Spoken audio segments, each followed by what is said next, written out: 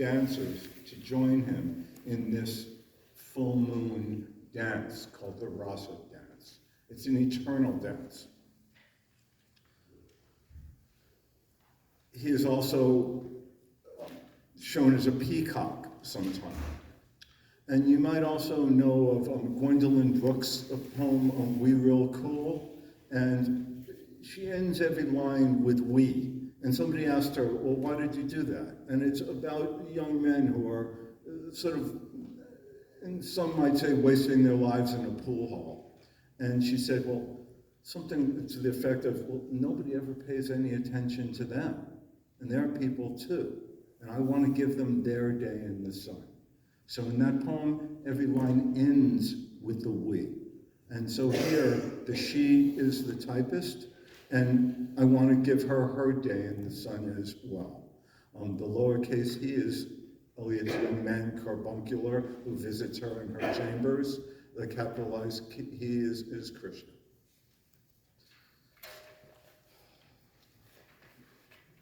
And this takes place, she's transported to the forests of Vrindavan, India, 5,000 years ago. Divan Fire Sermon into garden. Film begun, they settle down to watch the lover's scripted touch. She answers his look with a frown and stretched across the aged couch. Intertwined in habit's posture, fingers seeking, thighs pressed tight, she watched the scene as if it were not she who fought the full moon night. Denouement, her eyes closed, weary, never knowing ecstasy, she, even through a vision blurry, saw what he could never see. Past the clock's two-handed beating on their chamber's time-held wall, she ran through bougainvilleas fleeing, borne on wind by his flute's call.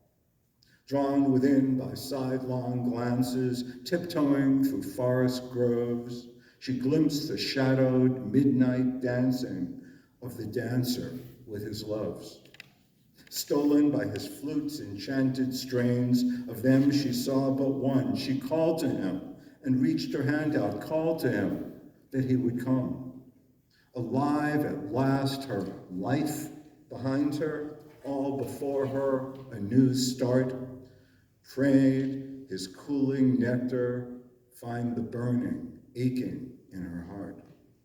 Suddenly she was surrounded by his arms, and on his chest she laid his head, at last reminded of the one place she could rest.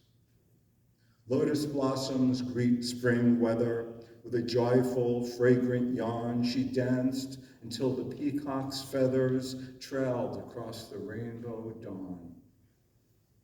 Soft sand by the river cushioned her when she awoke newborn.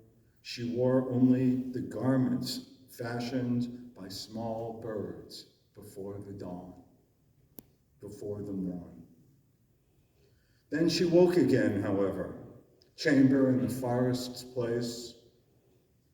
She looked about and pulled the covers over her and hid her face. Separated from her lover, from the dance in one great fall, she cried aloud and cursed this other dream that covered over all. Garden vision, Divan's sorrow, love song of a forlorn sparrow.